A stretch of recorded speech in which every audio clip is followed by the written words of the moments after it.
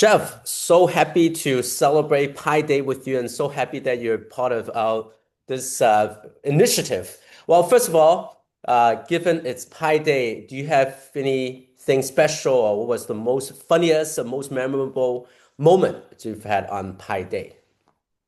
Well, I have the custom on Pi Day. I recite a little prayer, and I will uh, tell it to you now, and I encourage you to recite it as well. How I wish I could recollect of circle round the exact relation Archimedes unwound. And Very nice. I like that. that's the prayer. Very good. Wow. Okay, and I'll Well, let you figure out what it is doing. I like that. That's a really interesting way for me to digest those information, and now we'll come back later on that. Okay, so that's a kind of a great way to start. Well, let me kind of dive a little bit on the broader questions. I guess what is the most critical technical challenge for, scaling AI in complex scientific research? Oh, well, I think there are probably a lot of challenges that are, I won't say equally important, but are pretty much in the chain of requirement.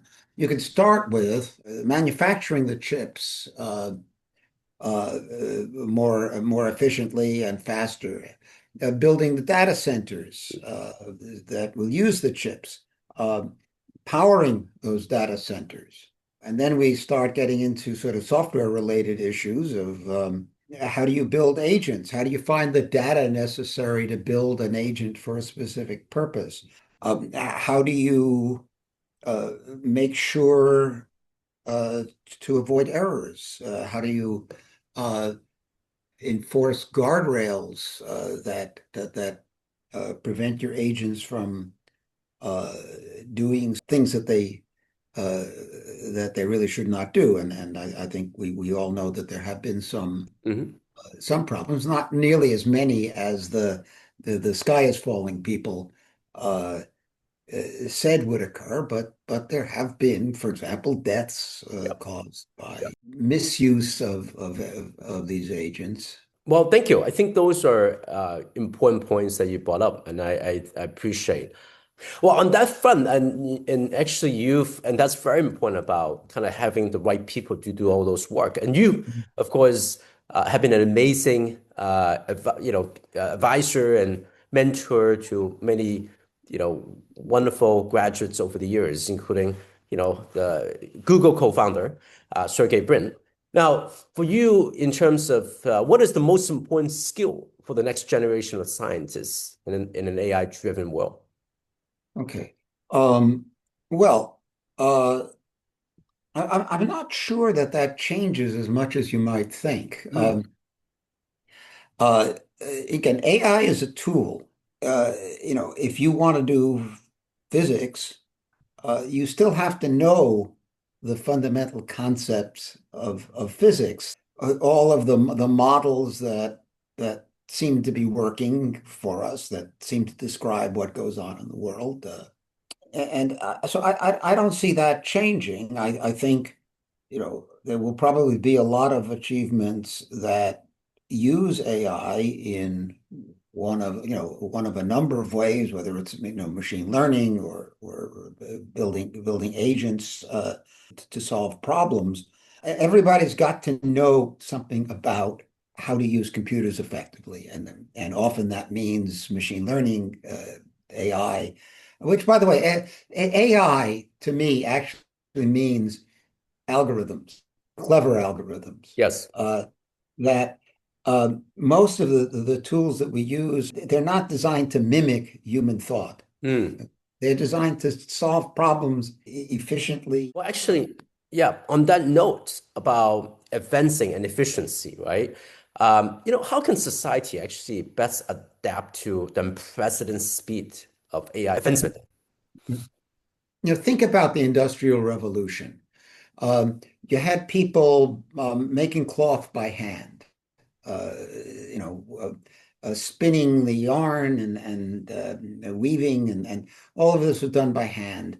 And then machines started to take over each of these processes. And what you had was you needed very many fewer people to manufacture cloth. Mm. A few people who used to manufacture cloth would wind up managing the machines, oiling them. They didn't work perfectly, adjusting them. But you needed many fewer people, and you were making much more cloth. Mm. Okay. On the other hand, and by the way, I'm aware that these were not good times, and there was a lot of cruelty that was unnecessary. Workers were just thrown out of their jobs, had to shift for themselves. So basically, no social net. But um, people found jobs. There was more cloth, so there were more people needed to manufacture the clothing and to sell the clothing Mm. and deliver the clothing and um, so employment ultimately uh, remained the same. To a first approximation, everybody had a job, Mhm. but you often had to learn a new skill. This is going to happen. They talk about computer programmers are going to be a thing of the past. Well, I doubt that very much. Mhm. Um, and, and again, we've gone through this before, right? When uh, Fortran or the first high-level languages came along, a programmer became much more productive. We needed fewer programmers to do the same thing, Mhm. right? But it also then became economically feasible to use computers to solve many more problems and basically many more computer applications to the point that the number of programmers actually grew very heavily.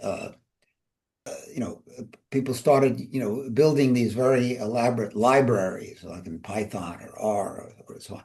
And, so instead of writing the code, you could just call functions from a library. Um, but again, that didn't put programmers out of work. Mm. They did more. Yep. So I think again, I hope that the transitions, which by the way are ongoing. It's Yep. when I started work, I had a secretary, and I would scribble Mm. uh, about writing books. Let's say you know uh, scribble a couple pages of books. They would type it up for me. If I had to make changes, they would use whiteout or retype it. Um, now nobody has a secretary. You may have an executive assistant or something like that, um, but they don't type for you. Yep. Uh, and Jobs are going to change, and I hope we will find the ways to make the changes gently. Mhm. And I do worry, uh, a bit. Obviously, part of the adaptation is going to be uh, that people will have to retrain Mhm. maybe several times throughout their life. I guess I do know that you have some concerns about, but I think on the high note, let's keep it on the optimistic note, which I think that Yeah. you highlight some of those very important points. Now on the lighter side, and I want to cheer people up because it's the vision behind Pi Day is it's that AI may allow more people and many more people to contribute to scientific discovery. Do you think that we are entering an era where discovery becomes more open and collective? Uh, let's say I'm not convinced. I mean, there have been these collective efforts, like SETI, I guess, was the first of them, holding at home. Yep. Uh, that was sort of organizing many people uh, or their laptops Mhm. uh, to work collectively on a problem. Um, I don't think you're going to have high school students using agents to figure out what dark matter really is. Mm, If you're an anthropologist, figuring out the exact chain of species that leads to Homo sapiens. mm, You're still going to need to know the details of a scientific field in order to make a real contribution. mm, Uh, in fact, you might say that the tendency is going to be the opposite. Um, you know, again, I think I'm thinking in terms of software engineering. Um, the old way was you had a hierarchy of programmers. You had people at the bottom who were given a simple task and wrote the code for that, and then you had people who um, were designing what those tasks were, and other people above that who were integrating the results of the various tasks and so on. Um, Now you can have one programmer using Claude or something like that mm. to do a lot of the lower level tasks. Science may turn out to be that way too. You don't need these massive teams to work on the science if you can have part of it at least done by computer, Mm, by software, I see. Okay. AI. Good to know. Thank you for sharing that. Now, also because given it's Pi Day, another big question for you about Mhm. AGI. Yeah. Do you believe AGI is achievable in the near term, or do we still require fundamental scientific breakthroughs? Well, no and no. I think again we're making progress. Okay, here's I like to think of things in Star Trek terms. Mm, Okay, I like um, Star Trek as well. Very yeah, good. but okay. First of all, the vision of a world where you don't have to work. Yeah. If you want to get a job on a starship, you can do that. Hmm. You can also just they've got these things that serve you food when you just tell them to, and so on.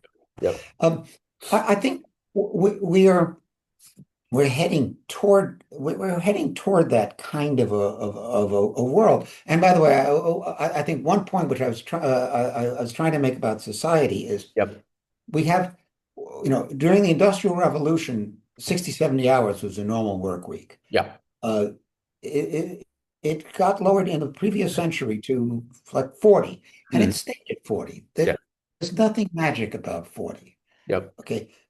You should be able, we should be able to envision, well, maybe you'll spend 20 hours a week working and you can take care of your kids when they come home from school um, we could be living in a society where you basically you work less, you have more uh, tools, both physical machinery and computing tools to help you do your job more efficiently and quicker, and you have more time for leisure, Mm, uh, which, and by the way, will then create more jobs of yep. people creating experiences and giving people the opportunities to spend their free time productively. But anyway, getting back to AGI. Okay, so you've got data from TNG, uh, and I think they're actually pessimistic about how long it's going to take to have something that behaves like that. I think it's less than 400 years, but I don't think it's right around the corner. When personal computers became available, people became smarter, right? They could, they had spelling correct and so on. Then Google came along, and everybody became smarter. Still, if you wanted to know something, at least Google would give you the uh, places on the web that might answer your question. Um, and in in more recent days, because Google had started, even before there were LLMs, Google had started intercepting common forms of questions. So, if you want to know how many yen to the dollar, it wouldn't give you a page on how you convert currencies. It would actually tell you 152 or whatever it is that day. In a sense, Google was a breakthrough. Yes. The LLMs, again, which, really distill the web, that's another breakthrough, and it makes people smarter still. Uh, and, so far the history has been general tools used to answer specific questions. Mm, If you want something to behave like data from Star Trek, the implication was that data had sort of integrated intelligence, that the way a human being does. mm, How soon we're going to be able to uh, do that, as opposed to having a collection of agents that will do pretty much whatever you want, but you have to ask it to do it. mm, In other words, doesn't really have independent thought, free will, if you will. I think that may require something completely new. mm, But the idea of having something that is as smart as data, mhm. if you know how to use it, that may be, I think we're heading in that direction. Okay. Okay. Could be, Okay. a next generation kind of a thing. Now, finally, it's also kind of related to the first question for Pi Day. I have to ask, how many digits of pi do you actually know by heart? 15. Amazing. 15. Very Yes. good. This is well, that is definitely a lot more than I can remember. Thank you so much for sharing that. Well, this has been fun. Thank you very much, Jeff. Okay. Okay, Chuck. Well.